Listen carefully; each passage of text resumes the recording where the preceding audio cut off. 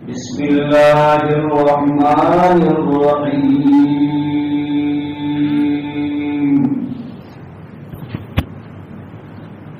نون والقلم وما يسطرون ما أنت بنعمة ربك بمجنون وإنك لعلى خلق عظيم.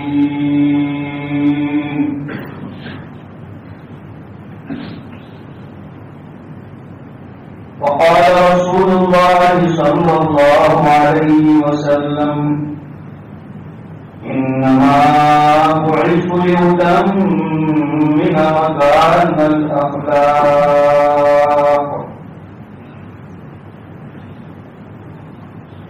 صدق الله مولانا العظيم وصدق رسوله النبي الكريم ونحن على ذلك لمن الشاهدين والشاكرين والحمد لله رب العالمين. بلغ العلا بكماله كشف الدجى بجماله حسن الجميع خصاله.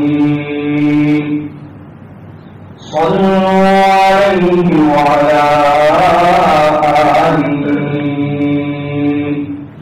اللهم صل على محمد وعلى آل محمد وبارك وسلم تسليما كثيرا كثيرا.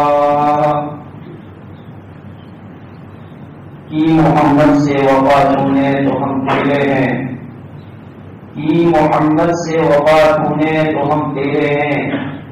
یہ دنیا اتنا ہے چیز کیا لوح و قلم تیرے ہیں. واجب التقریم حضرات علماء کرام، خصوصاً اس گاؤں کے جمعیات کے جو علماء کرام ہیں جنہوں نے یہ پروگرام ترتیب دیا ہے، اور مسجد ابوبکر کے امام اور خطیب قاری حبیب صاحب آمودی سلمو، اور میرے ساتھ تشریف لانے والے قاری عظیم صاحب آمودی سلمو، اور دوسرے احباب اس مسجد کے احمد کمیٹی کے ذمہ داران اور تمام اسلامی مسلمان نوجوان دینی بھائیوں اور بزرگوں، السلام علیکم ورحمۃ اللہ وبرکاتہ. ربیع الاول کا مہینہ آتے ہی مسلمانوں میں ایک خوشی کی لہر ہوتی ہے. ہونا چاہیے، کوئی منع نہیں. نبی کی محبت ہے، تعلق ہے، ایمان کا تقاضا ہے. لیکن ہم لوگ ایمان والے ہیں. اللہ نے اور اس کے پیغمبر نے ہمیں ایک شریعت دی ہے، اور اس شریعت کے دائرے میں ہم کو محدود کیا ہے. اس باؤنڈری کو کراس نہیں کر سکتے. ہم باؤنڈری کو پھیلانا جرم ہے. باؤنڈری اور حدود میں رہ کر، یعنی دوسرے لفظوں میں آپ کو سمجھاؤں کہ شریعت سنت کو سامنے رکھ کر جتنی خوشی منانی ہو مناؤ، خود منع کرتا ہے. تمہارے اندر طاقت چاہیے، بس اتنا کہ وہ خوشی شریعت سنت الاؤ کرتی ہے، اس کے لیے آپ مفتیوں سے پوچھیے، علماء سے پوچھیے، بزرگوں سے پوچھیے. بات اپنی انشاءاللہ بہت جلدی ٹاپک پہ اپنے آ جائیں گے. یہ ایک تمہیدی گفتگو ہے کہ ربیع الاول کے مہینے کا کچھ تقاضا ہوتا ہے. میں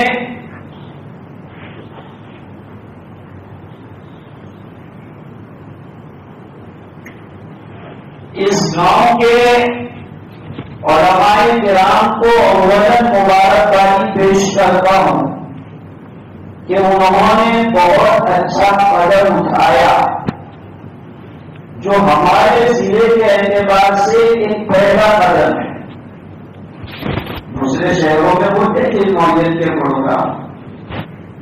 ریئل یہ چیز ہونی چاہیے اس لیے کہ جو ہمارا نیو جنریشن ان کے سامنے حضور کا لائف چیپٹر، حضور کی مبارک زندگی، سیرت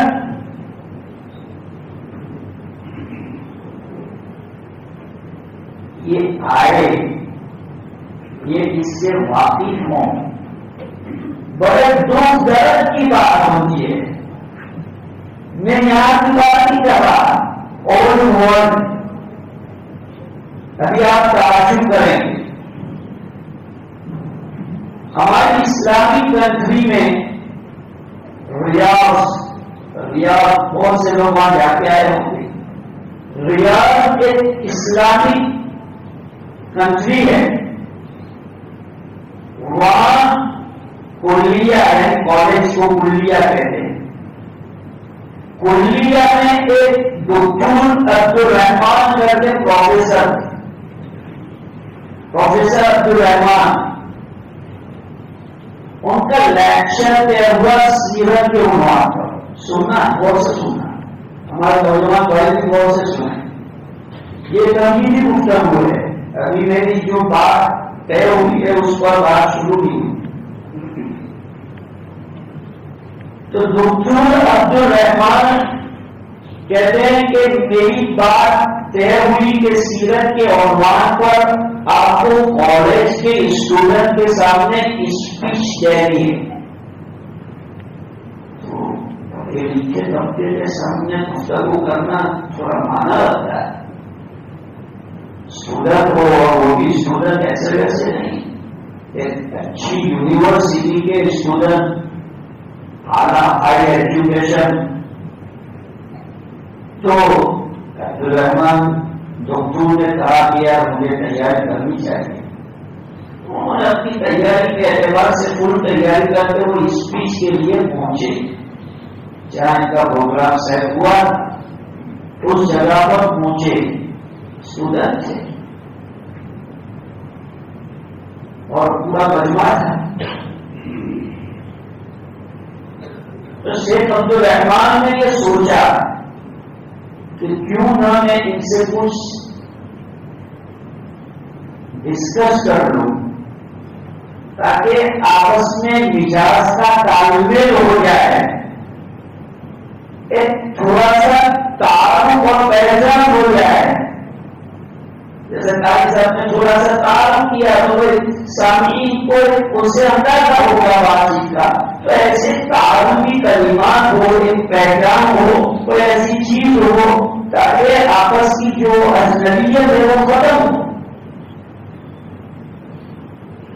تو شیخ عبدالرحمان نے ان اسٹوڈنٹ کو مخاطب ہو کے کہا کہ بیٹا ڈونٹ مائنڈ، اگر آپ مائنڈ نہ کریں تو میں تم سے کچھ سوال کر سکتا ہوں، میں تم سے کوئی بات پوچھ سکتا ہوں. تو انہوں نے کہا کہ کوئی بات نہیں، پوچھ لیجیے.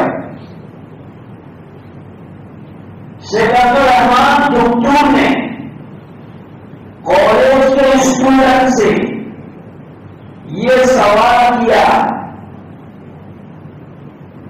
کہ آپ آپ صلی اللہ علیہ وسلم کی ازواج مطہرات یعنی وائف آف پروفیٹ محمد صلی اللہ علیہ وسلم، وہ سب انگریزی کے اسٹوڈنٹ سے ان کے سامنے یہ سب انہوں نے انگریزی میں بیان کیا کہ حضور صلی اللہ علیہ وسلم کی جو ازواج مطہرات ہے، آپ کی جو پاک بیویاں ہیں، ان کے آپ ان میں سے 4 کے نام گنا ہو، 4 تو اولا تو سب ایک دوسرے کا منہ دیکھ رہے تھے سب. تو ایک اسٹوڈنٹ کھڑا ہوا اور اس نے کہا کہ سیدہ خدیجہ الکبریٰ رضی اللہ تعالیٰ. بہت یعنی دیر کے بعد تو حضرت کی طرف متوجہ کہا شاباش شاباش سبحان اللہ ماشاء اللہ. ان کی ہمت افزائی کے لیے تجھے ایک تو جواب ملا اور وہ بھی ایک تو پہلے تو ایک بولے اور پھر ادھر ادھر دوسرے کا منہ دیکھ رہے تھے. پھر کسی اور اسٹوڈنٹ نے پھر جواب دیا کہ حضرت عائشہ رضی اللہ عنہا. پھر حضرت نے جو ہے تعلیم کی ماشاء اللہ شاباش سبحان اللہ جو کہنا تھا ان کو لوگ شاباشی کہتی جیسے کانگریچولیشن ایسے ان کو شاباشی کا. اور مجمع میں سب سارے اسٹوڈنٹ ہیں، ایجوکیٹڈ لوگ ہیں، ہائی ایجوکیشن اور اسلامی کنٹری. میں تو یہی کی بات نہیں کر رہا، اسلامی کنٹری کا بالکل سچا واقعہ میں آپ کو سنا رہا ہوں. لوگ مولود کا ایک دوسرے کا سوال کیا پوچھا ہے؟ حضور صلی اللہ علیہ وسلم کی اہلیہ محترمہ آپ کی پاک بیویاں اس میں سے 4 کے نام گنا ہو. آج شیرپورہ گاؤں کے مکتب کے طالب علموں کو کھڑا کر کے کہا جائے تو انشاءاللہ سبحانہ و تعالیٰ وہ ضرور برابر ایک نہیں 9 بیویاں کے ناموں کی دعائیں. کالج کے طالب علم ہے، کالج کے اسٹوڈنٹ ہیں، 2 نام میں حضرت نے تقاضا کیا سب منہ دیکھ رہے تو تیسرے نے ادھر سے کھا پہنچا کیا. بسم اللہ کرو تو انہوں نے کہا بیوی آمینہ. حضرت نے جو ہے استغفر اللہ کہا بیٹا یہ تو آپ کی مدر ہے، آپ کی اماں ہے، میں نے ان کے والد کے نام پوچھے. پیچھے سے کے اسٹوڈنٹ نے ہاتھ اٹھا کیا کہا کہ حضرت فاطمہ. پھر حضرت نے بیٹا میں نے بیٹیوں کے نام نہیں پوچھے، بیٹا میں نے والد کا نام پوچھا ہے. والد الگ چیز ہے، بیٹی الگ چیز ہے. تم نے جو فاطمہ نام بتایا وہ بیٹی کا نام ہے. میں والد کا، بیوی کا، آپ کی جو اہلیہ ہے ان کا نام پوچھ رہا ہوں. کون پوچھ رہے ہیں؟ شیخ عبد الرحمان الدکتور جو یونیورسٹی کے مایہ ناز پروفیسر ہے اور سامنے مجمع کون ہے جو اپنے آپ کو بہت ایڈوانس ایجوکیٹڈ سمجھتا ہے.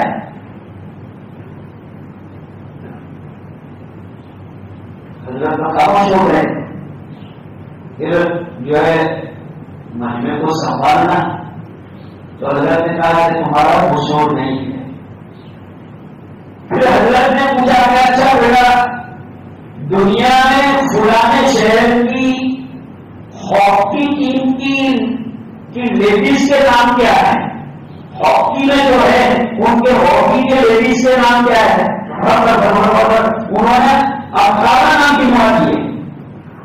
تو حضرت نے کہا 12 کھلاڑی ہوتے ہیں، 18 نام کیوں نہیں؟ ہم نے ایکسٹرا میں گنوا دیے. سر ایکسٹرا میں بھی ہے. ہاکی کے نام جب پوچھے تھے تو 18 نام انہوں نے گنوائے. پھر کسی اور جگہ حضرت نے نام پوچھے تو انہوں نے سارے 12 نام گنوائے. پھر حضرت نے کہا کہ تمہارا قصور نہیں ہے، میڈیا کا قصور ہے. میڈیا نے اس کو بولا ہی اتنا ہے، چلایا ہی اتنا ہے کہ تمہارے ذہنوں میں یہ ساری چیزیں آ گئی، اور میڈیا نے اس کو بالکل دبا دیا ہے، تو دبا دیا اس لیے یہ تمہارے سامنے آیا ہی نہیں، اور تم سیکھنے کی فکر بھی نہیں کرتے ہو کہ تمہیں اس کی تعلیم۔ آپ اس سے اندازہ لگائیں، اور میں آپ کو بالکل سچا واقعہ سنا رہا ہوں۔ ہمارے بھارت ملک کے اندر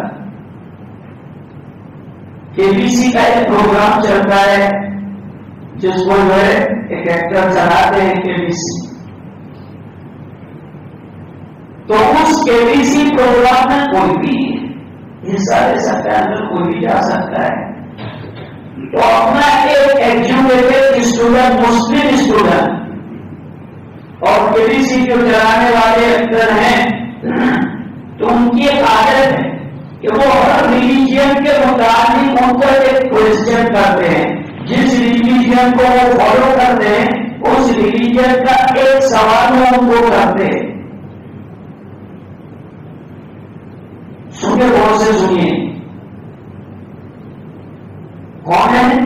ہائی ایجوکیٹڈ آدمی، نوجوان، فلی، جس نے آئی اے ایس کا ایگزام دے دیا ہے، آئی اے ایس کے ایگزام میں وہ فلی پاس ہو چکا ہے، ایسا آدمی کے بی سی کے جو فاؤنڈر ہے اس کے سامنے انٹرویو میں بیٹھا ہوا ہے، اور کے بی سی کابینہ کی جو اس کو پوچھ رہا ہے، what is your last prophet in Islam? What is last prophet in Islam? ایک آدم علیہ السلام، بی جبرائیل علیہ السلام، سی نوح علیہ السلام، ڈی محمد صلی اللہ علیہ وسلم۔ یہ آپشن دیتے ہیں، اے بی سی ڈی، ایسے اس میں سے سلیکٹ کرنے کا ہوتا ہے۔ انہوں نے یہ سوال کیا کہ آخری نبی کون ہے، آخری نبی کا نام پیش کیجیے۔ کون پوچھ رہا ہے؟ ایک غیر مسلم ابھینیتری ایک مسلمان اسٹوڈنٹ سے یہ سوال کر رہے ہیں کہ آپ کے انتم نبی جو اللہ کی طرف سے آئے، اس انتم نبی کا آپ نام گنائیے، اور اس کے لیے انہوں نے ان کو 4 آپشن دیے۔ آپشن 1 کے اندر آدم علیہ السلام، آپشن بی کے اندر جبرائیل علیہ السلام، آپشن سی کے اندر نوح علیہ السلام، اور آپشن ڈی کے اندر محمد صلی اللہ علیہ وسلم۔ اس نوجوان نے تھوڑی دیر جو گفتگو کرنے کے بعد کہا کہ بی، اور کہا کہ بی کو لاک کیا جائے، لاک کر دے، کیا بی کو لاک کر دو، تو بی کو لاک کیا جائے، بتایا جائے کہ آپ کا آنسر غلط ہے، یعنی جبرائیل علیہ السلام جو نبی بھی نہیں ہے، جو فرشتے ہیں، ان کو انتم پروفٹ کہا جا رہا ہے، انتم نبی کہے جا رہے ہیں، آخری نبی کہے جا رہے ہیں۔ اگر وہ قرآن پڑھتا تو قرآن میں بھی وما كان محمد ابا احد من رجالكم ولكن رسول الله وخاتم النبيين، قرآن میں 22 پارے کے دوسرے رکوع میں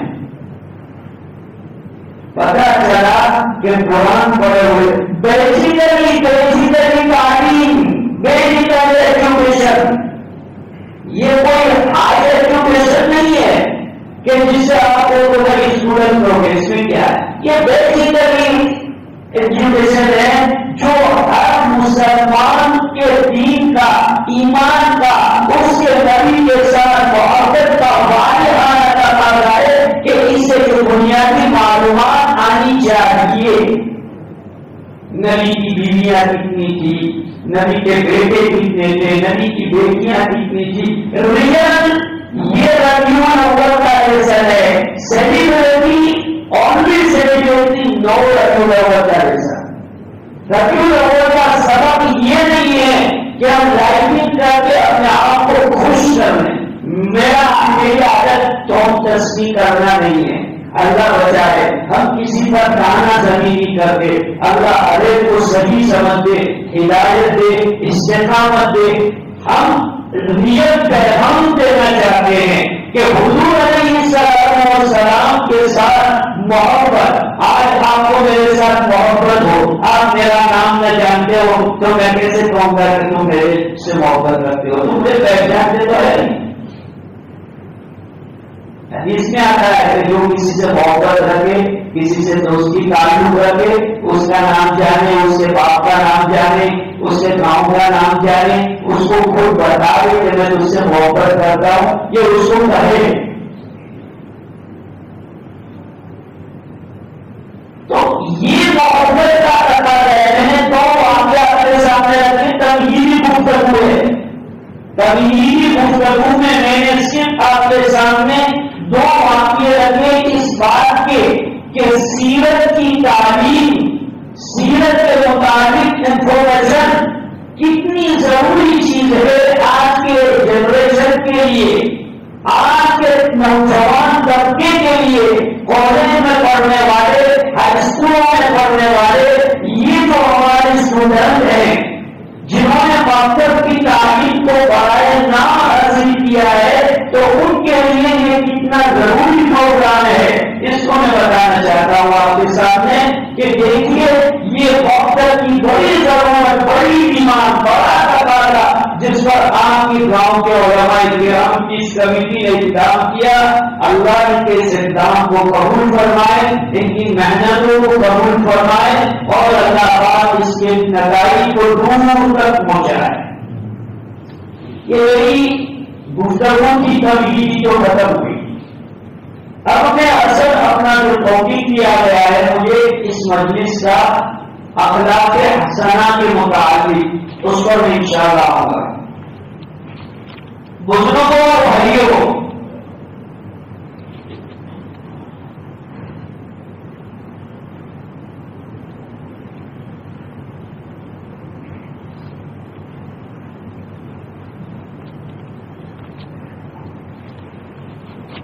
رسول اکرم صلی اللہ علیہ وسلم کی بعثت یعنی دنیا میں آنے کے مقاصد میں ایک عظیم مقصد،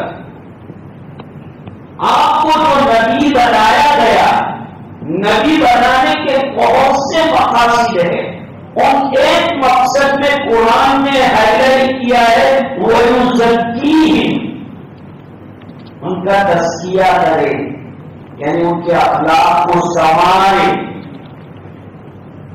اور میں نے جو روایت پڑھی موطا مالک میں یہ روایت ہے، اور دوسری حدیث کی کتابوں میں بھی یہ روایت موجود ہے، انما بعثت لاتمم مکارم الاخلاق، کہ میں مکارم اخلاق کی تکمیل کے لیے بھیجا گیا ہوں۔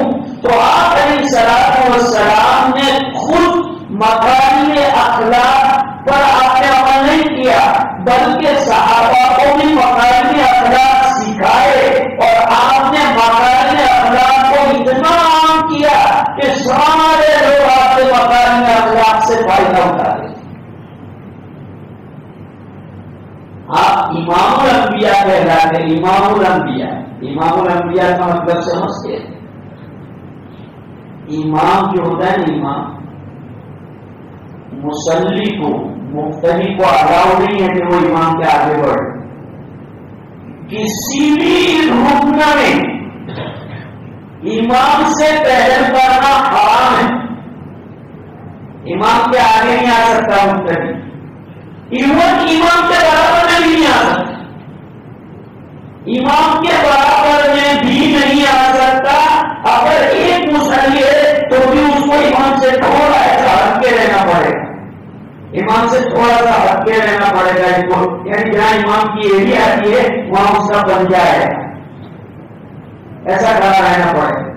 میں کیا کہنا چاہتا ہوں، جو امام ہوتا ہے نہ اس کے آگے کوئی ہو سکتا ہے نہ اس کے برابر کا کوئی ہو سکتا ہے۔ اب آپ سمجھ رہے ہوں گے کہ میں کیا کہنا چاہتا ہوں۔ رسول اکرم صلی اللہ علیہ وسلم کو امام الانبیاء کہا گیا، اس کا مطلب یہ ہوا کہ آپ کے آگے بھی کوئی نہیں ہے اور آپ کے برابر کا بھی کوئی نہیں ہے۔ رسول اکرم صلی اللہ علیہ وسلم کے اخلاق حسنہ کے بارے میں قرآن کی گواہی کافی ہے۔ سورہ قلم میں اللہ تبارک و تعالیٰ نے ارشاد فرمایا، وَإِنَّكَ لَعَلَىٰ خُلُقٍ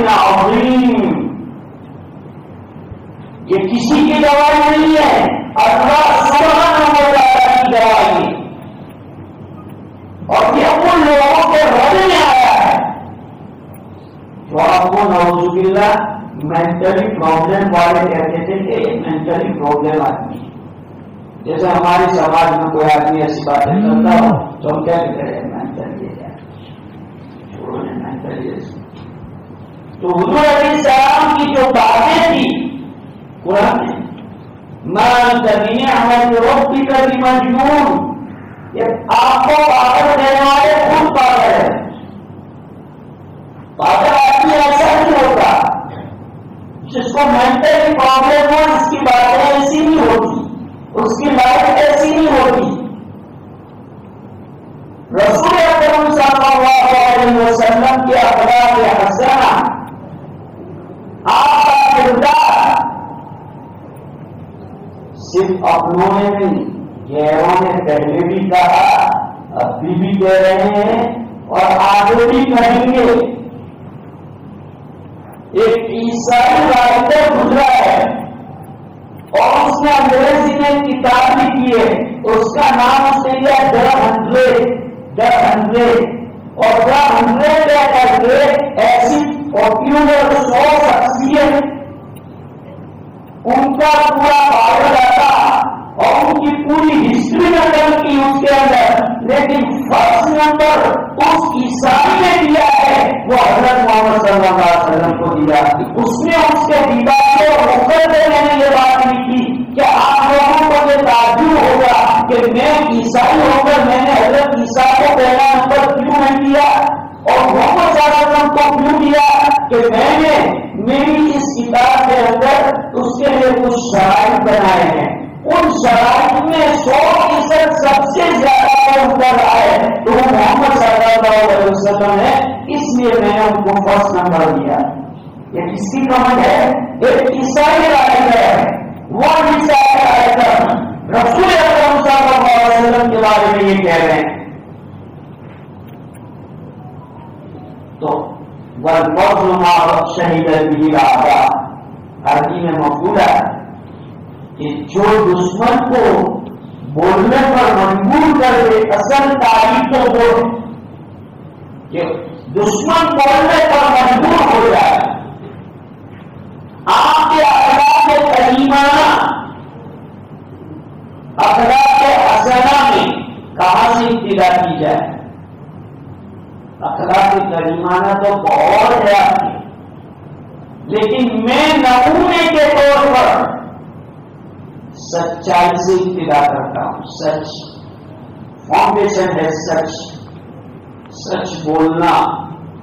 آپ نے اپنی لائف میں کبھی جھوٹ نہیں بولا، کبھی نہیں، ایون نبوت سے پہلے بھی نہیں. نبوت سے پہلے ہی مکہ میں آپ کا لقب، آپ کا نام مشہور تھا الصادق الامین. جب آپ نبی نہیں تھے اس وقت آپ کا یہ لقب تھا الصادق الامین. رسول اکرم صلی اللہ علیہ وسلم نے ایک مرتبہ اپنے قریبی رشتے دار اور دوسرے قبائل کو جمع کرتے ہوئے فرمایا لبثت فیکم سنین،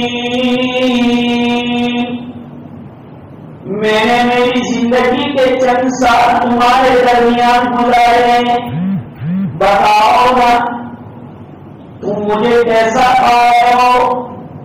اگر میں تمہیں کوئی بات بتاؤں تو ان بات میں تم مجھے سچا مانو گے یا جھوٹا مانو گے؟ سامنے کون سا مجمع ہے؟ کفار، مشرکین. سامنے مشرکین کا مجمع ہے. اس سے آپ یہ بتا رہے ہیں کہ میں تمہارے درمیان جوانی کے چند سال رہا، بچپن میں رہا، جوانی میں رہا، اب میں بڑھاپے کی دہلیز پر آ رہا ہوں، بتاؤ تم نے مجھے کیسا پایا؟ سارے حضرات نے ایک زبان ہو کے کہا جب رجنا ما وجدنا الا صادقا. بار بار ہم نے آپ کو آزمایا، بار بار ہر مرتبہ ہم نے آپ کو سچا پایا. یہ اسٹیٹمنٹ کفار کا ہے. کہ ہم نے جب بھی آپ کا ایکسپیرئنس کیا ہے، جب بھی آپ کو آزمایا ہے، تو ہم نے آپ کو سچا ہی پایا ہے، کبھی آپ نے جھوٹ نہیں بولا۔ تو آپ علیہ السلام کا سب سے بڑا خلق اخلاق حسنہ میں پہلا نمبر سچ بولنے کا ہے، سچ بول۔ آج ہم معمولی نفے کے لیے جھوٹ بول رہے تھے۔ حدیث میں آتا ہے کہ جھوٹ بولنا کبیرہ گناہ ہے، کبیرہ، اور کبیرہ گناہ کس کو کہتے ہیں؟ کبیرہ گناہ بغیر توبہ کے معاف نہیں ہوتا۔ رسول اکرم صلی اللہ علیہ وسلم نے جھوٹ کو کبیرہ گناہ قرار دیا، اور آپ نے اس سے اتنا پرہیز کیا، اتنا پرہیز کیا کہ زندگی میں کبھی آپ نے جھوٹ نہیں بولا۔ لیکن آج ہم اس کے رسول کے لمبے چوڑے دعوے کرتے ہیں، محبت رسول کے دعوے کرتے ہیں، لیکن ایک مجلس کے اندر ایک درجن مرتبہ جھوٹ بولتے ہیں، پھر بھی ہم گھبرا دیں۔ اور حد تو یہ ہے کہ دین کے نام پر جھوٹ بولتے ہیں۔ رسول اکرم صلی اللہ علیہ وسلم کا سب سے بڑا خلق آپ کے اخلاق کریمہ میں پہلے نمبر پر آتا ہے سچ بولنا۔ اس سے امام راضی رحمۃ اللہ علیہ نے اپنی تفسیر میں یہ واقعہ نقل کیا ہے۔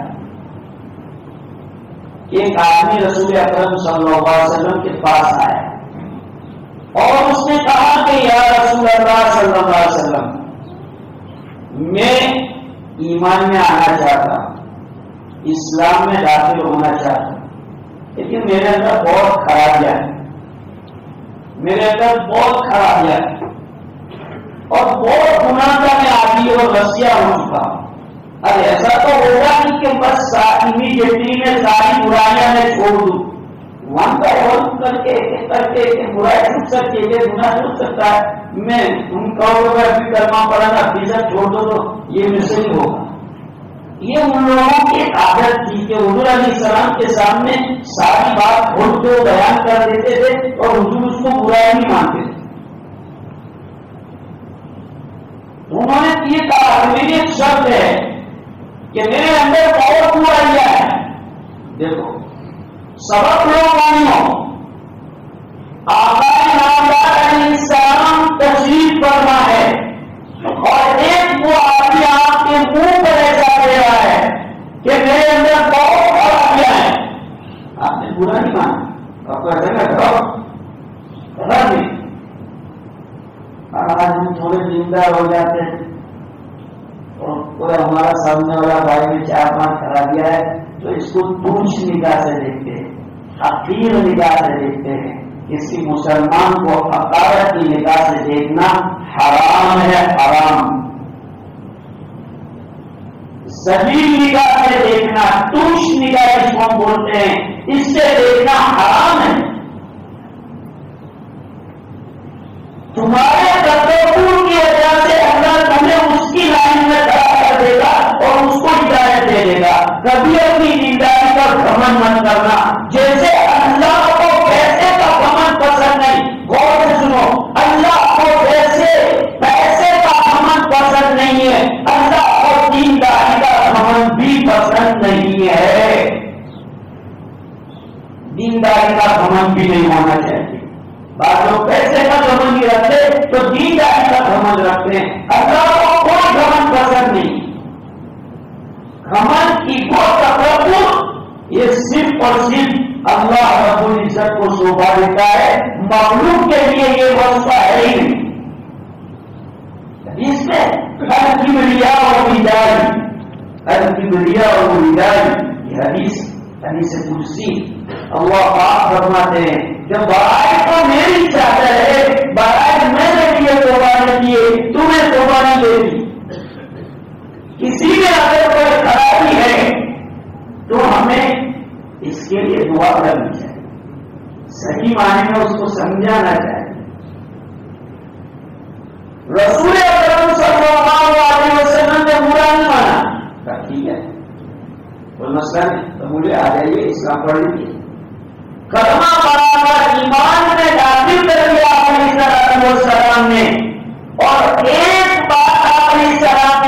نصیحت کی کہ جھوٹ مت بولنا. کیا کہا؟ جھوٹ مت بولنا. بس حالانکہ ان میں شراب پینے کی خرابی تھی, زنا کاری کی خرابی تھی, چوری کی خرابی تھی, ایون کوئی گناہ باقی نہیں تھا جو وہ آدمی نہ کر رہے ہو. اور اسی لیے انہوں نے یہ کہا تھا کہ یہ ساری برائیاں ایک دم چھوڑنا میرے بس کی بات نہیں ہے. اور حضور صلی اللہ علیہ وسلم بھی جو ان کو ایسا کہتے تھی ماں استطاعتم, جہاں تک تمہارا بس چلے تم میری اطاعت کرو. یہ نہیں کہتے تھے کہ نہیں اس ماں آرڈر کرنا پڑے گا, ایسا نہیں کہتے تھے. آج ہمارے لوگ یہ سمجھتے نہیں, تھوڑی بہت دینداری آ جاتی ہے تو دوسرے لوگوں کو جو ہے مجلس میں نیچا دکھانا, ان کا سوشل انسلٹ کرنا, یہ ہم لوگوں کا ایک سیوا بن گیا ہے. ارے حتیٰ کہ جو ہے کوئی ایسا بیچارہ مسلم نظر آ گیا تو اس کے لیے بھپیاں کسنا اور اس کو بولنا کہ برسات کے میدک آ گئے اور گنگا کے وقت میں رمضانی مسلمان آ گئے, اور ایسا سب یہ ڈائلاگ ایسا بولتے ہیں. ایسا نہیں ہونا چاہیے. رسول اکرم صلی اللہ علیہ وسلم نے ان کو صرف ایک نصیحت کی, جھوٹ مت بولنا.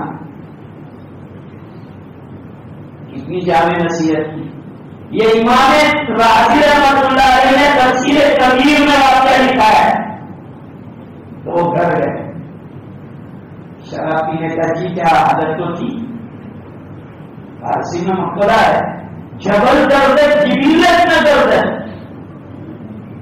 آدمی میں جو عادتیں جو ہیبٹس اس کی بن جاتی ہے, وہ ہیبٹیں اس کی بدلنا بڑا مشکل مسئلہ ہو جاتا ہے. اللہ یہ کہ اللہ توفیق دے دے, ہدایت دے دے, ہوا کرے, کسی بزرگ کی صحبت اس کو مل گئی اور اس کا اثر آ گیا, ہوا کرے. باقی آسانی سے جس کا آدمی رسیا بن گیا ہو وہ چھوڑنا بڑا مشکل ہو جاتا ہے. شراب کی ہاتھ میں گلاس لیا, خیال آیا ٹھیک ہے پی تو لوں گا, لیکن کل حضور پوچھیں گے کہ شراب پی تھی اور میں نے ایگریمنٹ کیا ہے کہ جھوٹ نہیں بولوں گا. جھوٹ کی انہوں نے مجھے یہ نصیحت کی کہ جھوٹ مت بولنا. وہ لوگ کیسے بھی تھے, لیکن پکے اتنی بات ضرور تھی کہ وہ زبانوں کے پکے تھے, وعدوں کے پکے تھے. کیسی بھی برائیاں ہو, جب وہ زبان دے دیتے تھے پلٹتے نہیں تھے. آج ہمارا مسلمان تھوڑے لفظے میں زبان اس کی تو ہو جاتی ہے, تھوڑی بات بعد میں دو زبانیں ہو جاتی ہے. مسلمان کی زبان کا ویلیو ہے, اپنی زبان پر کنٹرول رکھو. زبان کسی کو دے دی خلاص, اس کو پکا کرو. یہ مومن کی شان ہے. ابھی بولا ابھی کو تھوک کے چاٹ جانا, یہ مومن کا شیوا نہیں ہوتا. تو انہوں نے جو شراب پینا چاہا تو حضور کی وہ نصیحت کیا جائے کہ کل کو ان سے پوچھیں گے شراب پی, یہ وہاں کیا جواب دوں گا, چھوڑ دیں. زنا کاری کرنے کا ارادہ ہوا وہی خیال ہے. حضور صلی اللہ علیہ وسلم نے ایک جامع نصیحت فرما دی کہ جھوٹ مت بولنا. اتنی نصیحت جامع ہو گئی کہ ایک نصیحت نے سارے گناہوں سے ان کو روک دیا. زنا سے بھی رک گئے, چوری سے بھی رک گئے, شراب سے بھی رک گئے, اور ہر قسم کے گناہ سے رک گئے, کیونکہ ایک جامع نصیحت تھی کہ جھوٹ مت بولنا. کیونکہ حضور کارگزاری لیں گے, پوچھیں گے. کارگزاری میں جھوٹ نہیں, اللہ معاف کرے, ہم لوگ تو کارگزاریوں میں بھی جھوٹ بول دیتے ہیں. ایسا نہیں کرنا چاہیے. دین کا کام ہے تو دین کے کام میں کوئی نہیں ہونی چاہیے. جو وہ شخص ہے اس میں کیا ہے, بھائی 3 گھر میں تعلیم ہوتی ہے تو 3 گھر میں کرنے کو تبدیل جماعت کے ذمہ دار معذور جا رہے تھے. اس میں جھوٹ کیوں لکھوا دیتا, 5 جگہ تعلیم ہوتی ہے اور لکھوا دیا 10 جگہ. ایسا نہیں کرنا, غلط. اس سے جو کام میں خلل پیدا ہوگا, کام کی سمجھ نہیں آئے. جو ہوتا ہوا کلیئر اس کے مطابق ہی چلنے کا. ایک بیچ میں ایسی بات آئی جو میں نے بتائی, تو رسول اکرم صلی اللہ علیہ وسلم نے ان کی صفائی کی کہ دیکھو سچ بولو، اور آپ نے سچ بولا. مصیبتیں آتی تھی، ہم لوگ کے یہاں پر کوئی مصیبتیں آتی ہو تو مصیبت دور کرنے کے لیے کس کا سہارا لیتے؟ جھوٹ کا. صحابہ سچ بول کر مصیبتوں کو اپنے ساتھ لے لیتے، مصیبت آنے دیتے تھے لیکن جھوٹ نہیں بولتے. یعنی سچ بولنے کی وجہ سے اگر مصیبت آتی ہے تو آئے، لیکن جھوٹ کا سہارا نہیں. حضور صلی اللہ علیہ وسلم نے ان کو ٹرین اس انداز کا کیا، کچھ بھی ہو جائے جھوٹ مت بول. آج ہم اپنے بچوں کو ایسا ٹرین کرتے ہیں.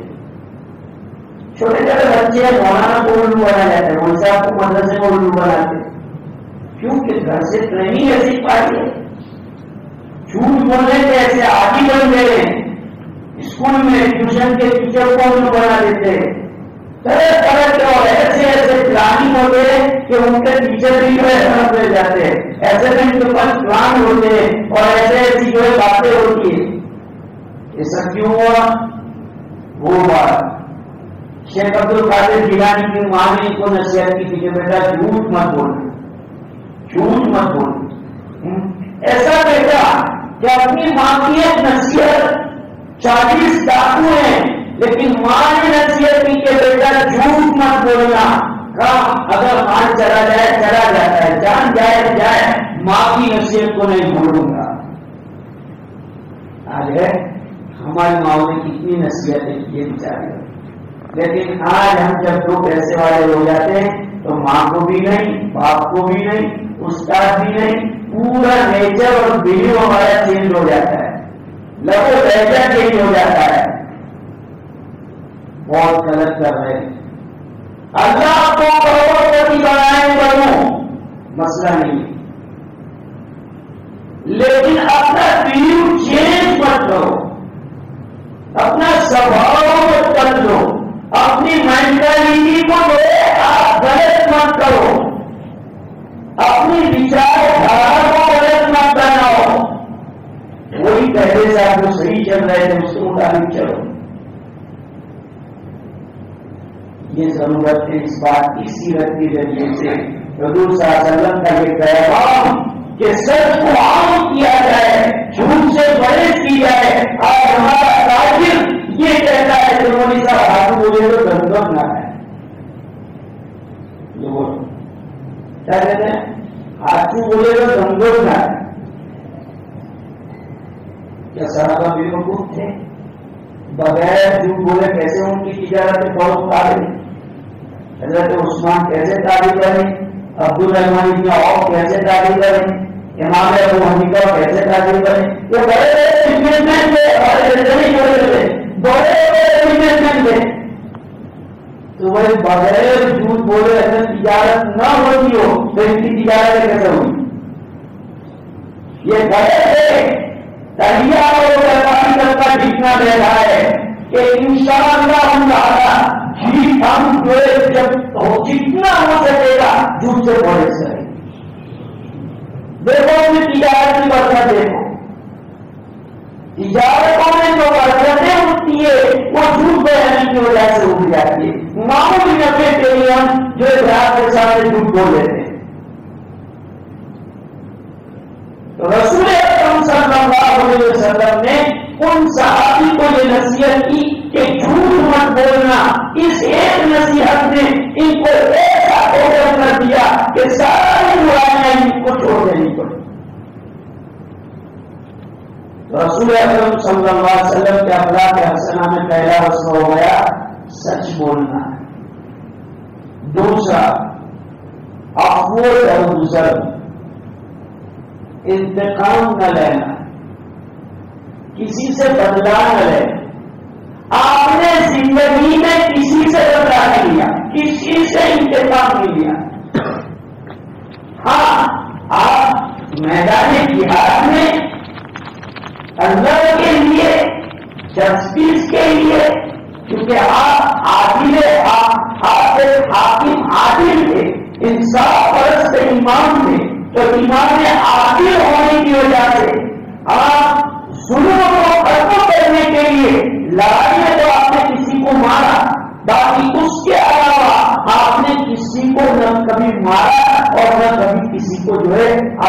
پورا ہو جاتا. حضرت انس رضی اللہ تعالیٰ عنہ حضور صلی اللہ علیہ وسلم کے جاندار خادم تھے. جاندار چھوٹے تھے تو کیا ہم ان کے پاس رکھ کے آئیں کہ میرا بیٹا آپ کے حوالے ہے, آپ اس کو ٹرین کرنا جیسا کرنا.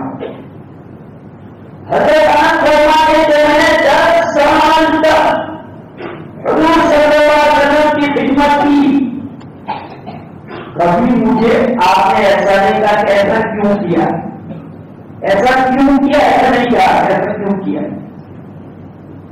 آج ہمارے پاس 15x20 کی دکان ہوتی ہے اور ایک دکان میں 2 نوکر کام کرنا سامنے تم بول رہے ہو. نوجوان اس کے سینے میں بھی جیو ہے, وہ کوئی جانور نہیں ہے. لینگویج تم کیسے استعمال کر رہے ہو؟ کیا تمہارے یہاں نوکری کر رہے ہیں وہ انسانیت سے نکل رہے ہیں؟ کبھی ایسا کسی کو ڈاکو مت, وہ تو کچھ نہیں کرے گا, اس کی روزی کا مسئلہ ہے. امام مؤذن مدرس کوئی بھی ہو, ہر ایک کو اپنا سواഭിمان اچھا ہے. کہتے ہیں کہ جانور کو بھی اپنا سواಭಿمان پسند ہوتا ہے. جانور کہتے ہیں جانوروں نے تو سواಭಿمان پسند ہو رہی. ہر ایک کو اپنا جو ایک پرسنالٹی ہوتی ہے, اپنا ایک ابھیمان ہوتا ہے, ہر ایک کو اچھا لگتا ہے. آپ کسی کو جان دیں گے, کسی کو غلط بولیں گے تو کل کو کہ وہ یاد رکھے گا کہ بیٹا یاد رکھیے کہ معلوم مسلم کرے اسے تو 6000 وہ بھی کہنا چاہتا ہے. رسول اکرم صلی اللہ علیہ وسلم نے سکھایا کسی کا انسلٹ مت کرو, اب کسی کی بات کو چھوڑو. ہم جس کو اپنا لائف پارٹنر سمجھتے ہیں, نکاح جس سے ہم نے پڑھا, جس کو ہم اپنی زندگی میں لا رہے ہیں, جس سے ہم نے فائدہ اٹھایا, اپنے دل کا سکون اور سرور بنایا, جب غصے ہو جاتے تو اس کا بھی کرنے کا ادھر کرتے. اور سب کے سامنے روپ دکھانے کے لیے بیڈ روم کے اندر یا ایسے بھی بیٹھے ہوئے ہو, فیملی کے 4-5 آدمی جمع ہوئے تو سب کے سامنے آگے اٹھائے. حضور صلی اللہ علیہ وسلم کی سیرت پڑھو اور یہ سیرت چل رہی ہے, آپ سیرت سننا اور آپ کو ایک واقعہ مل جائے تو میرا موبائل نمبر لے کر کے مجھے فون کرنا یا مجھے بتا دینا, میں آپ کا تھینکس مانوں گا کہ آپ کا تھینکس. مجھے ایک بات معلوم تھی کہ آپ نے مجھے بتایا. ایک واقعہ طے کر ملے گا کہ رسول اکرم صلی اللہ علیہ وسلم نے اپنی لائف پارٹنر کو کبھی مارا ہو.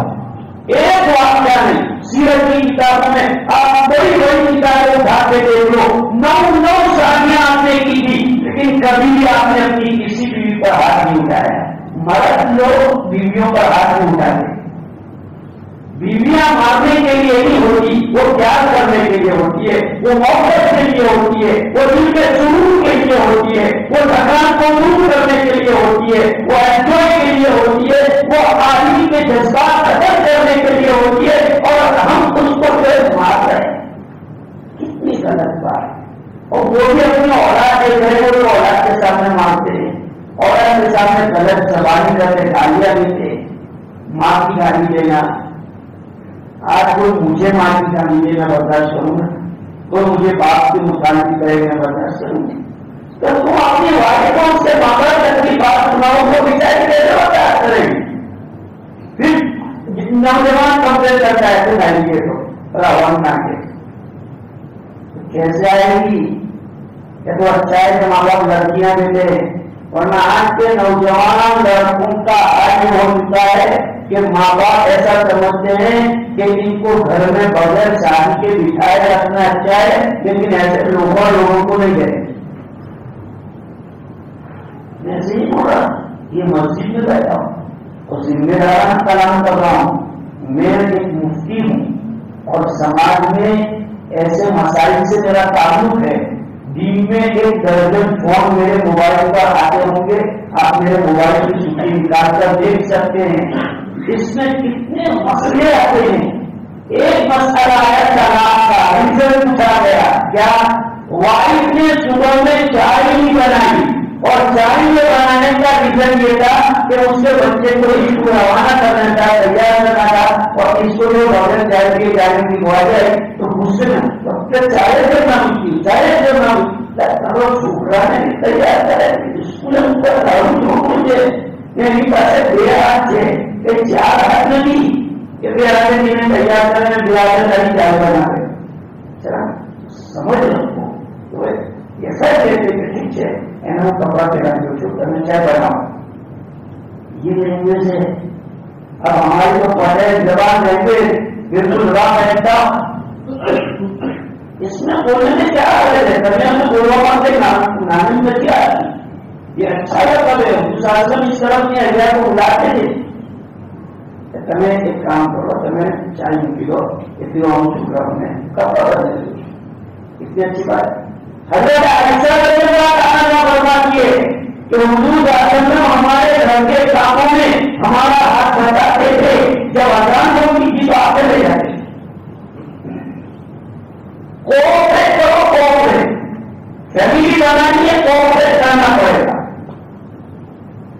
فیملی توڑنی ہے، سکون ختم کرنا ہے، انہیلتھی فیملی آپ کو رکھنی ہے تو پھر مسئلہ نہیں ہے، جو کرنا ہوگا. اگر آپ اپنی لائف کو ہیپی بنانا چاہتے ہیں، فیملی کو ہیپی بنانا چاہتے ہیں، کوآپریٹ ضروری ہے، لیٹ گو ضروری ہے. آپ یہ سمجھے جناب کا دنیا میں ہوں مراٹھی لکھا ہے سنا غلط. ٹیپو سلطان میں تو مجھے یہ غلط ہے.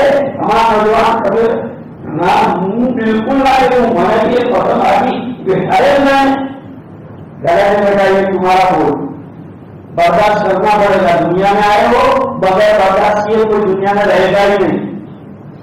7 ملکوں کا مالک ہوگا، اپنی اقلیم کا بادشاہ ہوگا، اس کو بھی برداشت کرنا ہی پڑے گا. دنیا میں آئے ہو برداشت کر کے چلنا پڑے گا. رسول اکرم صلی اللہ علیہ وسلم کے اخلاق حسنہ میں اپنوں درجہ آنند کرتا ہے. اپنوں درجہ اپنوں سے بیٹوں سے ہر ایک سے آپ نے اپنوں درجہ کیا. فار ایگزامپل بخاری شریف میں یہ واقعہ ہے، غور سے سننا ہے کہ تو نہیں ہے. سیرت کا عنوان ہے ماشاء اللہ، حضور کی محبت، ربیع الاول کا مہینہ. بات نہیں آتی ہے سیلیبریٹ کرنی ہو تو ہم لوگ بہت آگے، پر جہاں کام کرنے کی بات ہے تو وہاں اس کی ہو جاتا ہے. سیلیبریٹ کرو گے جلوس میں جانے تو 2 گھنٹے دے رہے ہیں، 5 گھنٹے دے رہے ہیں. اور سیرت کے نام پر حضور کی ریئل میلاد منانے کی ہے، ریئل حضور کی سیرت سننی تو وہاں انسان غفلت میں آ جاتا ہے، کوتاہی ہو جاتی ہے، تھک جاتا ہے، بور ہو جاتا ہے. 1 گھنٹہ پروگرام نہیں دیکھ سکتا. میچ دیکھتی ہو بھارت پاکستان کی تو آدمی بفور ٹائم جو ہے چلا جاتا ہے اور اس وقت کھانا پینا سب کچھ آگے پیچھے، دھندا کاروبار سب کچھ آگے پیچھے.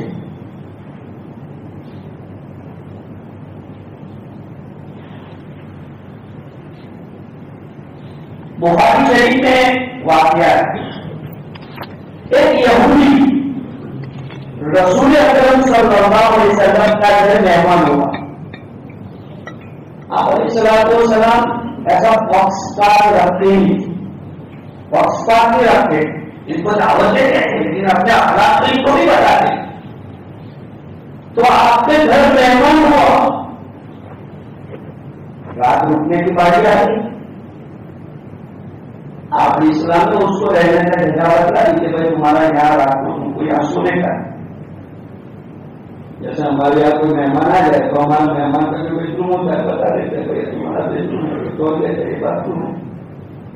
یہ اصول ہے. کسی مہمان کو روکاؤ گھر پر تو سب انتظام کر دینے کا، بتا دینے کا کہ جو ٹوائلٹ ہے، باتھ روم ہے، تمہارے پانی میں گلاس ہے، پانی میں بوٹل ہے، تاکہ کہیں ضرورت پڑے.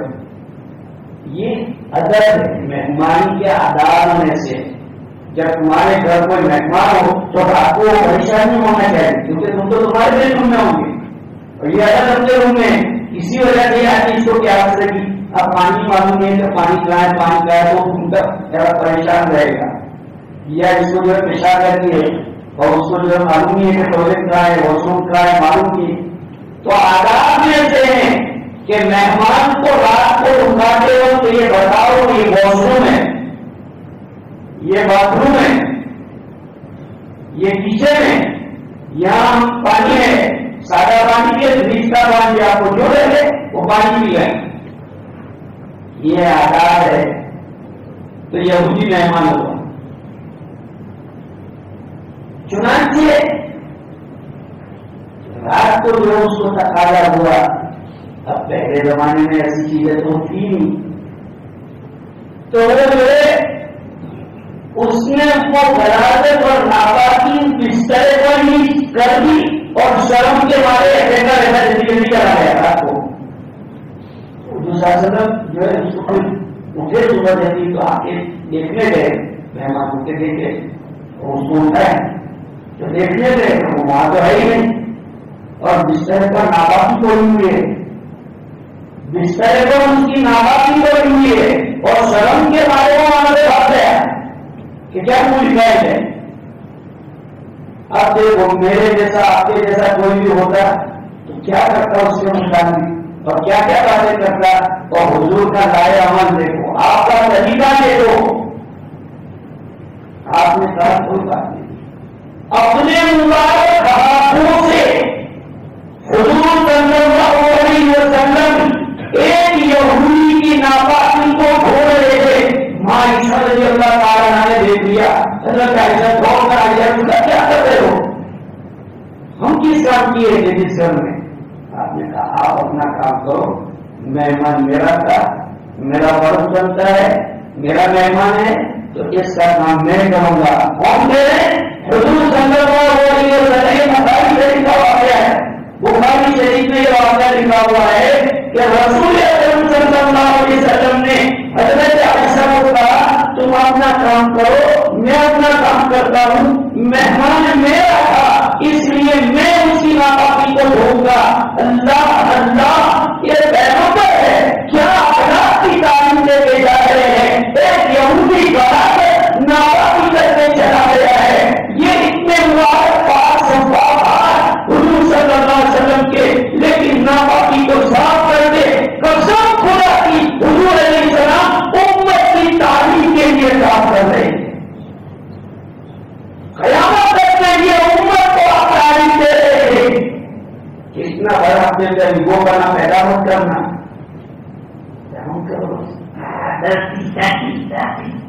ایسا کرنا. میرے بھائیوں یہ اخلاق حضور سکھائے ہم کو. اب وہ کا معاملہ انسانی تقاضا ہے, کبھی آدمی کنٹرول نہیں کر پاتا, پیشاب ہو جاتا ہے, ٹوائلٹ ہو جاتی ہے, کوئی مسئلہ نہیں. بڑی عمر کے لوگوں کو بھی ہو جاتا ہے, چھوٹی عمر کے لوگوں کو بھی ہوتا ہے. ارے بڑے انسانی فطرت کی تقاضا ہے, جو نیچرلی تقاضا ہوتا ہے جس میں ساری انسانی مفاد ہوتے ہیں, اس کو مایوس نہیں سمجھنا چاہیے. جیسے کسی کو چھینک آ گئی, مجمے میں کسی کو چھینک آ گئی تو یہ نیچرلی چیز ہے. کوئی جانور سے کون سیکھتا ہے, یہ ایک نیچرلی چیز ہے جو آ جاتی ہے. کسی کا دیش پاس ہو گیا تو ایک نیچرلی چیز ہے. اس نیچرلی چیز پر ہنسی مذاق نہیں ہونی چاہیے اور اسے برا نہیں سمجھنا چاہیے. رسول اکرم صلی اللہ علیہ وسلم نے اپنے گزر کر یہ معاملہ فرمایا کہ ایک یہودی کی غلاظت کو اپنے ہاتھ سے صاف کیا. حضرت نے جب فرمائش کی کہ اللہ ہم اس کو صاف کر دیتے ہیں, آپ نے فرمایا نہیں, مہمان میرا تھا اس لیے میں تم اس کو انجام دوں گا. حضور علیہ السلام نے ارشاد فرمایا من کان یؤمن باللہ والیوم الآخر فلیحترم ضیفہ. جو اللہ اور آخرت کے دن پر ایمان رکھتا ہو چاہیے کہ اپنے مہمان کا اکرام کرے. آپ نے مہمان کا اکرام کر کے دکھایا کہ اس کو کہا جاتا ہے مہمان کا اکرام. کہ اگر کبھی ایسی نوبت آ جائے تو اس کا بدلن نہ کیا جائے, اس کو ایشو نہ بنایا جائے, اس کو قوم میں بدنام نہ کیا جائے. آج اگر کسی سے ایسی باتیں ہو جاتی ہے تو اس کو بدنام کر دیا جاتا ہے. آپ علیہ السلام نے بات کو ریپیس تک نہیں ہو والے مقررات کو پتا چلا تو بھائیوں اور وہ جو گزرتا یہ عالم کہ حضور علیہ السلام نماز پڑھ رہے ہیں، نماز کی حالت میں آپ کے کتب قبیلے کے لوگ، آپ کے پہچان والے آپ کی کمر کے اوپر اوجھلی ڈالتے، آپ نے انتقام کی قسم خدائے آپ کی جو اسلام تہوار سے پھیلا ہے وہ سب جھوٹ بول رہے ہیں۔ میں بےعدبی کے ساتھ دے رہا ہوں، یہ مسجد میں بیٹھا ہوا ہوں، آپ کسی بھی شعبے کو پوچھو، سیرت کی کتابوں کو اٹھا لو اور کوئی بھی پی ایچ ڈی کیے ہوئے کا مقالہ پڑھ لو، آپ کچھ بھی کر لو، ایک ایگزامپل میرے سامنے لاؤ کہ حضور صلی اللہ علیہ وسلم نے اپنے وقت کی دور میں آپ نے تلوار اٹھائی ہو، ایک مثال لے لاؤ، ایک مثال۔ مکہ میں ہم نے تلوار نہیں اٹھائی، کسی کو آپ نے ڈیفینس بھی نہیں کیا، ڈیفینس میں تو اجازت ہے لیکن ڈیفینس میں بھی آپ نے تلوار نہیں اٹھائے۔ حضرت عمر کے ساتھ تلوار کی تو ان کے پاس تلوار تھی، جب اسلام قبول کرنے آئے تلوار سے تلوار حضرت عمر کے ہاتھ میں سامنے تلوار کیا تو وہ نہیں تھا۔ حضرت عمر کی بھائی اسلام قبول کرنے آئے تو نام پر تلوار چلائی، 3 دن سے انہوں نے کہا رکھا اور اخلاق دے کے حضور کے اخلاق دے کر عمر کی بھائی اسلام میں رکھی جہاد۔ وہ تو ان کو جاتی ہوئے لیکن پورے قبیلے کو، پوری فیملی کو انہوں نے اسلام میں داخل کیا۔ حضرت عمر کی بھائی نام یاد رکھنا، مکہ کی زندگی کے واقعات لوگ کہتے ہیں کہ تلوار سے اسلام پھیلا، تلوار سے اسلام پھیلا۔ جی ہاں، تلوار سے اسلام پھیلا، لیکن کون سی تلوار سے؟ اخلاق کی تلوار سے اسلام پھیلا ہے، اخلاق کی تلوار سے۔ محمد عربی صلی اللہ علیہ وسلم کے اخلاق کو جس نے دیکھا وہ آپ کا دیوانہ بن گیا۔ میرے پاس وقت نہیں ہے ورنہ میں آپ کو مثالیں دکھاتا، ایک درجن مثالیں قسم خدا کی کرسی پر بیٹھ کر میں آپ کو بتا سکتا ہوں کہ دیکھو حضور کے اخلاق سے اس نے اسلام قبول کیا۔ تلوار کا تو کوئی سوال ہی نہیں۔ ایک واقعہ مشکات شریف میں ایک روایت ہے، بخاری شریف میں ایک روایت ہے، تمام حدیث کی کتابوں میں یہ واقعہ ہے۔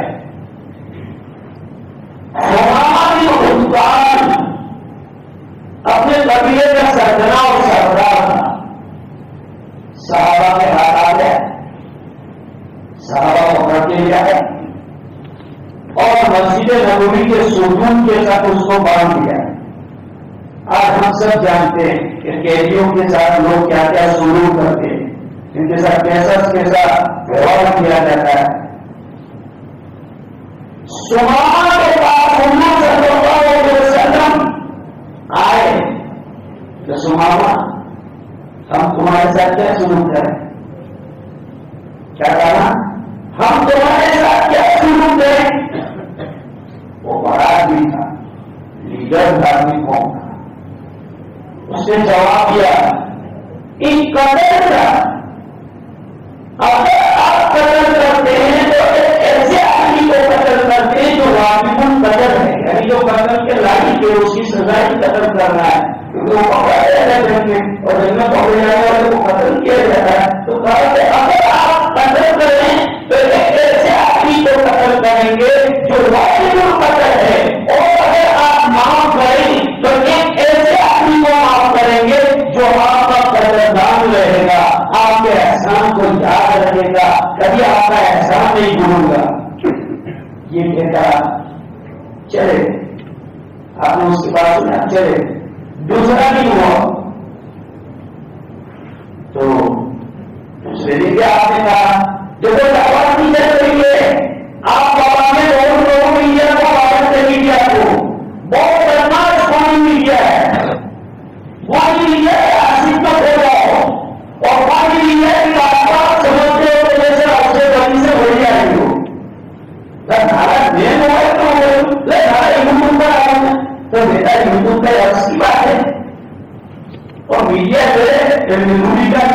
بولے گی تو پھر ہنس کی بات بول رہی ہے وہ، اچھا بولے گی تو پھر وہ ہنس کی بات بول رہی ہے. میڈیا کا کتنا بڑے کا نہیں ہونے کا. ٹھیک ہے آپ جانکاری کے لیے میڈیا استعمال کرتے ہیں، نو پرابلم. لیکن آمنا ہو سکتا ہے جو بات میڈیا پر آئے پر آپ بند کرتے ہیں ایکسن یہ نہیں. تحقیق تو قرآن نے بتایا ہے کہ بات کی تحقیق کرنا. تو دوسرا نہیں ہوا، آپ نے یہی سوال کیا کہ سماوا ہمارے ساتھ کیا سلوک کیا جائے، مار دیا جائے کہ چھوڑ دیا جائے. وہی جواب انہوں نے دوہرایا ہے کہ آپ قتل کریں تو میں تو قتل کا مستحق ہوں، اور اگر آپ چھوڑ دیں گے تو آپ کا احسان میں کبھی نہیں بھولوں گا. یہ لوگ ایسے تھے، کافر تھے، مشرک تھے، لیکن کبھی بھی اپنے اوپر احسان کرنے والے کو کبھی نہیں بھولتے تھے کہ اس نے میرے ساتھ احسان کیا ہے. وہ زندگی بھر یاد رکھتے ہیں تو اولاد کو بتا کے جاتے کہ اس نے میرے ساتھ احسان.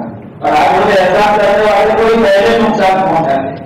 جتنے بھی احسان کیا ہو تو اس کا ریئیکشن یہ کرتے ہیں کہ اس کو نقصان پہنچاتے. ایسا کرتے. تیسرا نہیں ہوا، حضور صلی اللہ علیہ وسلم نے جو ہے پھر وہ بات کہی. آپ صلی اللہ علیہ وسلم نے جو ہے تیسرے دن اس کو چھوڑ دیا. اس کو چھوڑ دیا، چلا گیا. مدینہ سے دور جھاڑیوں میں وہ چلا گیا اور جھاڑیوں میں سے گزر کر کے کپڑے بدل کے واپس آیا مسجد نبوی میں اور کہا رسول مجھے کلمہ پڑھا کے اسلام میں داخل کرو. سنو ربیع الاول کا مہینہ ہے، حضور کی سیرت بیان ہو رہی ہے. یہ کوئی موویاں نہیں چل رہی ہے، کوئی اسٹوری نہیں ہے، کوئی ڈرامہ نہیں ہے. میرے بھائیوں ہمارا پل پل سوال میں کہا جا رہا ہے، پل پل حضور کی صحبت میں جا رہا ہے. سمجھو کہ مانڈی اور کرم حضور کی مجلس میں بیٹھے ہیں. مسجد نبوی میں آؤ کپڑے بدل کر حضور نے کہا سماما ایسا کیسا 3 دن تک تم ہمارے پاس رہے، تم نے جو اسلام قبول نہیں کیا. وہ بھی لوگ پھکے تھے. اگر اس وقت کلمہ پڑھتا تو ایسی دنیا میں یہ کہا جاتا کہ تلوار کے خوف سے اسلام قبول کر لیا. میں دنیا کو سبق دینا چاہتا تھا کہ محمد عربی مومن ہے جو لوگوں کو تلوار کے زور پر کلمہ پڑھاتے ہو. اس لیے میں تو اپنی بیت سے چھوٹ گیا تھا اور میں اپنی نیت سے اپنے ارادے سے آپ کے پاس آ کے اسلام قبول کر رہا ہوں. یا رسول اللہ مجھے اسلام میں داخل کر دیجیے. سماما افراد نام ہے، حدیث کی کتابوں میں ہے. بتاؤ کون سی تلوار سے جس پر یہ ہے ابو ذر. یہ آپ کا ظلم دشمنوں کے ساتھ کہ دشمن سے ہو جاتا تھا. ابھی تک سب جو آیا اچھے طریقے سے آدمی کو برائی دنیا میں بہت آسان. لوگ کہتے ہیں کہ جیسے کا کیسا جیسے کیسا تو جاتا ہے نہ. حضرت کبھی سے تم بول رہا ہے کہ اللہ تعالیٰ نے کیا کہا وہ محمد ظلم کیا آپ کا خود آپ کے اخلاق تو یہ ہے کہ جو آپ کو سزا پایا آپ اس کو معاف کر دیتے. اور آج ہم اپنے بھائی کو معاف کرنے کے لیے تیار. مجھے بھی تو لگتا ہے اپنے بھائی کو نہ تو نامت بھی جمع مل رہا ہے. کیا نہ یوں مارتا ہے نامت جو خطہ سے سانے کے ساتھ بگڑ رہی ہوں اور ہٹا رہے ہو تو خبر کا کام ہمارا ہو رہا ہے. تم تو بولے تو نظر آ خبر کا کام ہمارے ساتھ بالکل ہی بولا نے بالکل ہی بولا. چھوٹے بچوں کو تم ملا رہے ہو. اگر تمہارے اتر ہے تو بھی تم کو کہنا چاہیے جو میرا کہنا کاٹا نہیں ہوا کام موٹا بات ہونے تارے ہمیں موٹا تو ہماری لڑائی اور تارا تو کاٹا نہیں ہوا ہے. تارا پانا نہ جائے جو بول رہا پشو کرو میں بول رہا ہوں. یہ اولاد کو کہو تربیت یہ ہے سب کے بات سے نکلنے ہوگا. خبردار ہے بالکل بھی جو ہم کہتے ہیں نہیں اتنے لڑائی وہ بولو رہا ہوں. میرے بھائیوں یہ حدیث سبق دے رہی ہے کہ نبی نے دشمنوں کو معاف کر دیا، ہم اپنوں کو معاف کرنے کے لیے تیار ہیں. ہمارا خون، ہمارا بلڈ ایک ماں کے پیٹ میں پڑنے والے دو بھائی بہن پیسوں کا نشہ کیا آ گیا، ایک دوسرے کو معاف کرنا نہیں چاہتے، ایک دوسرے کا منہ دیکھنا نہیں چاہتے. میں آپ کے گاؤں کی 90% فیملیاں بتاؤں، 90% 90% فیملی ایسی ہے جس میں ان بن ہے. کیوں ان بن ہے؟ مسئلہ پراپرٹی کا مسئلہ آیا، بہن بھائی سے الگ، بھائی بہن سے الگ، چاچا سے الگ، ماموں سے الگ، دادا سے الگ، نانی سے الگ. کیوں ایسا؟ جب نبی کا کلمہ پڑھا، مفتی کو بٹھاؤ، خلاص مفتی صاحب کہتے فائنل بھائی، فائنل مفتی بس فائنل. یہ ایمان ایمان کیا ہے؟ سمجھو، ایمان اس کو کہتے ہیں. میٹنگ بیٹھے یہ جلسہ کے بیٹھو کہ مفتی صاحب کہتے ہو جو اپنی ایمان کافی ہو تو تمہارا ایمان ہے. مفتی صاحب ہے، مفتی صاحب قرآن حدیث کی روشنی میں جو بتوا دیں گے بس خلاص تو تمہارا ایمان کرو جے دعوا سچا ہے. ٹائم زیادہ ہو جائے گا، اس لیے میں اسی پر اپنی باتیں ختم کرتا ہوں کہ اللہ پاک نے ہم کو جو ہے ربیع الاول کا مہینہ دیا. اس عنوان سے حضور کی زندگیاں سامنے آتی ہے اور اللہ کے عنوان سے میں نے آپ کے سامنے کچھ باتیں بتائی. اللہ پاک مجھے اور آپ کو امت مسلمہ کو نبی کا کردار اپنانے کی توفیق عطا فرمائے. میرے بھائیوں، ہماری کمی ہے، ہمارے نوجوانوں کی کمی ہے کہ نبی کے کردار کو ہم ہائی لائٹ نہیں کرتے، نبی کا کردار لوگوں کے سامنے لاتے نہیں ہیں. نبی کا کردار اپنے فرینڈ سرکل میں لاؤ، اپنی گفتگو میں لاؤ، اپنا کلچر نبی جیسا کلچر بناؤ. ہمارے پاس اپنا ایک پرسنل کلچر ہے کہ ہم کیوں غیر کے کلچر سے محروم ہو جاتے ہیں؟ کیوں ہم اس کی سچائی ہوئی نگاہ سے دیکھتے ہیں کہ بھائی یہ کلچر ہے؟ اپنا کلچر اپناؤ، اپنے کلچر پر مضبوطی سے رہو. اور اللہ کے رسول صلی اللہ علیہ وسلم نے جو جو اخلاق سکھائے ایک ایک کر کے دھیرے دھیرے کر کے، ایسا نہیں کہتا کہ وہ کل سے تمہارے اندر سارے اخلاق آ جانے چاہیے، تھوڑے تھوڑے کر کے اخلاق پیدا کرو. انشاءاللہ اللہ تعالیٰ نے توفیق دی اور موقع دیا تو دوسرے موقع پر انشاءاللہ گفتگو کی جائے گی. آج کی مجلس یہی ختم کی جاتی ہے. اللہ پاک اس پروگرام کو قبول فرمائے، اس پروگرام کو منعقد کرنے والے تمام حضرات کو قبول فرمائے. شرکت کرنے والے بھائی جو نوجوان بھائی ہیں، بڑی عمر کے بھائی ہیں، آپ حضرات کا آنا اللہ قبول فرمائے. نبی کی محبت میں آپ تشریف لائے، بیٹھنا قبول فرمائے اور آپ علیہ السلام کی شفاعت کا ذریعہ بنائیں.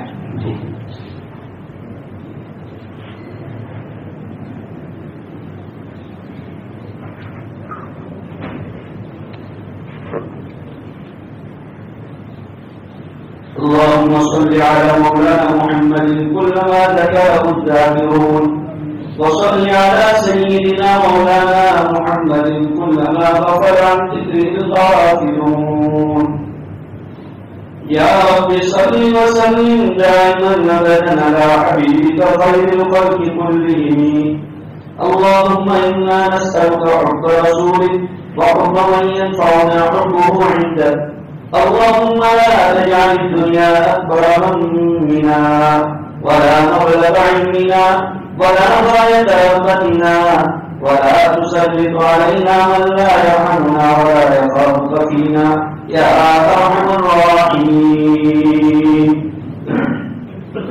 اللهم لا تدع لنا ذنبا إلا غفرته ولا هما إلا فرجته ولا ضرا إلا كشفته ولا دينا إلا أديته ولا مريضا إلا شفيته ولا عينا إلا جوزته ولا حاجة من حوائج الدنيا والآخرة هي لك رضا إلا قضيتها ويسرتها يا أرحم الراحمين. اللهم أرنا الحق حقا وارزقنا اتباعه وأرنا الباطل باطلا وارزقنا اجتنابه يا أرحم الراحمين. ہمارے اور امت کے گناہوں کو معاف فرما، اے اللہ ہونے والے ایک گناہ کو بھی دریائے رحمت سے معاف فرما، اے اللہ خاطی ہیں گنہگار ہیں جیسے بھی ہیں لیکن آپ کے بندے ہیں، آپ کا کلمہ پڑھتے ہیں، نبی کے امتی کہہ جاتے ہیں، اے اللہ اس نسبت عظیمہ پر ہم سب کی مغفرت فرما، اے اللہ یہ ہونے والی مجلس کو قبول فرما، اے اللہ اس مجلس میں شرکت کرنے والے مجمع کو قبول فرما، کہنے والے سننے والے ہر ایک محتاج ہیں، اے اللہ نبی کی سیرت بیان ہوئی، نبی کے اخلاق بیان ہوئے، اے اللہ یہ اخلاق ہم میں اور ایمان والے ایک مرد عورت میں اللہ ایسے اخلاق پیدا فرما دیجیے، یا اللہ ہماری بد اخلاقی کو حسن اخلاق سے متبدل فرما دیجیے، یہ اللہ ہماری بے حیائی کو شرم و حیائی سے متبدل فرما دیجیے، ہماری جہالت کو علم نافع سے متبدل فرما دیجیے، یہ اللہ ہماری بدعملی کو امن و سکون سے متبدل فرما دیجیے، یہ اللہ ہم پریشان حال بندے ہیں، یہ اللہ ہماری پریشانیوں کو دور فرما دیجیے، یہ اللہ جو بندہ بندی جس حال میں پریشان ہے مولا وہ آپ کو سنا سکتے ہیں، کسی اور کو نہیں کہہ سکتے، کہ اللہ آپ اللہ الغیوب ہے، علیم بذات الصدور ہے، بندوں کے دلوں کی بھید کو جاننے والے ہیں، یہ اللہ رات کی تنہائی میں اٹھ کر وہ اپنا دکھ آپ کو سنا سکتے ہیں، کہ اللہ کسی اور کو وہ نہیں سنا سکتے، یہ اللہ جس کی جو پریشانی ہے، یہ اللہ تجارت کی لائن کی، اولاد کی لائن کی، شادی بیاہ کی لائن کی، روزی روزگار کی لائن کی، سماج کی لائن کی، یہ اللہ ہر ایک کے پاس کچھ نہ کچھ پریشانیاں ہیں، یہ اللہ آپ ہر پریشانی کو دور کر سکتے ہیں، آپ کے لیے سب کچھ ممکن ہے، اے اللہ ہر ایک بندے کی پریشانی کو دور فرما، اپنی مدد شامل حال فرما، اے اللہ ہمیں ہمارے اعمال کے حوالے نہ فرما، ہماری نیتوں پر حوالے نہ فرما، اے اللہ ہم آپ کے کمزور بندے ہیں، اے اللہ ہم آپ کے کمزور بندے ہیں، اے اللہ نبی کے امتی ہے، اے اللہ ہمارا سہارا ہے، اے اللہ نبی ہمارا سہارا ہے، اے اللہ ہمارے سہارے کو ہم سے نہ چھینیے، اے مولا اے اللہ ہمارے مقروض بھائیوں کی مدد فرما، یہ خس بھائیوں کی مدد فرما، یہ سہارا بھائیوں کی مدد فرما، اے اللہ جن لوگوں کی یہ سیلاب میں مکانات ختم ہو گئے ان کو ان کا نعمت بدل نصیب فرما، جن کی دکانیں ختم ہو گئی ان کو ان کے دکانیں اور روزگار نصیب فرما، اے اللہ جس کا جو بھی ختم ہوا اے اللہ اپنے خزانے سے اس کو نصیب فرما، اے اللہ کے خزانے کا محدود ہیں، ہماری ضروریات محدود ہیں، اے اللہ محدود خزانوں کے مالک ہماری محدود ضروریات کو پوری فرما دیجیے، ہمارے بھائی دوست احباب ہمارے خدمت کرنے والے اے اللہ ہر ایک کی جائز تمنا نیک ارادوں کو اللہ اپنے خزانے سے پورا فرما دیجیے،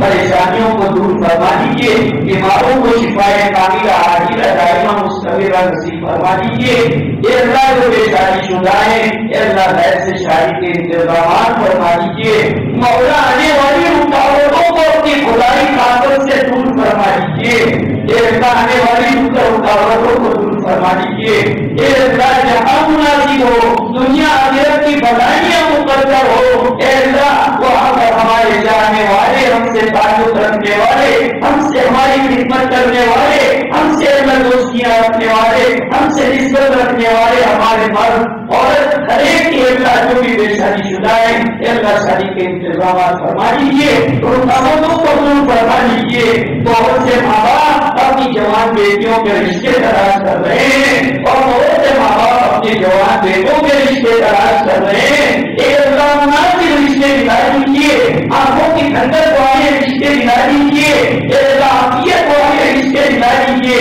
رشتے آسمانوں پر آپ بناتے ہیں، اے اللہ جوڑیاں آپ بناتے ہیں، اے اللہ ہمارے نوجوان بھائیوں کے بہترین جوڑیاں بنا دیجیے، اے اللہ جن کے نکاح ہو چکے ہیں اے اللہ ان کے نکاح کو قائم اور دائم فرما دیجیے، نیک اور صالح اولاد نصیب فرما دیجیے، گھروں میں جو توڑ ہو رہا ہو اے اللہ اس توڑ سے حفاظت فرما دیجیے، جوڑ نصیب فرما دیجیے، دلوں کو ہلا دیجیے، اے اللہ ہم امان و سکون پیدا فرما دیجیے، اے اللہ جزیرت کے حکمران پر ہونے والے تمام پروگراموں کو قبول فرما دیجیے، اس کے پیچھے کام کرنے والے علماء کی محنتوں کو قبول فرما دیجیے، اے اللہ جو لوگ ہمیں دل میں سکون جس اعتبار سے اس میں تعاون کرتے ہو ہر ایک کے تعاون کو قبول فرما دیجیے، شرکت کرنے والوں کو قبول فرما دیجیے، اپنے مجلس کی جائز تمنا لے کے والوں کو کو پورا فرما دیجیے، اے اللہ حاضرین کے جائز تمنا ارادوں کو پورا فرما دیجیے۔ اے اللہ ہم کو معلوم نہیں ہے کیا کون سا بندہ ایسا ہے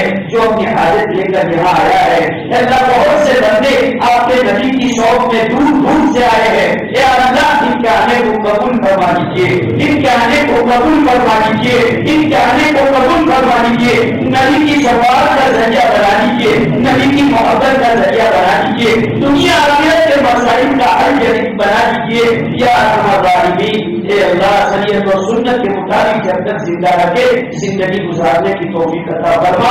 اے اللہ برکت والی لمبی زندگی گزار کر جب بھی موت آنے والی ہو تب میں ایمان کے ساتھ دنیا سے جانا نصیب ہو، اس کی توفیق عطا فرما۔ اے اللہ ہماری دعا کو آپ کے فضل و کرم سے حضرت رسول پاک صلی اللہ علیہ وسلم کے صدقے میں، اولیاء اللہ اور نبی کے صدقے میں اپنے بدل سے بے انتہا قبول اور منظور فرما دیجیے۔ اللہم صلی علی سیدنا مولانا محمد وعلى آل سيدنا مولانا محمد وآله وسلم سبحان ربك رب العزة عما يصفون وسلام على المرسلين والحمد لله رب العالمين برحمتك يا رب۔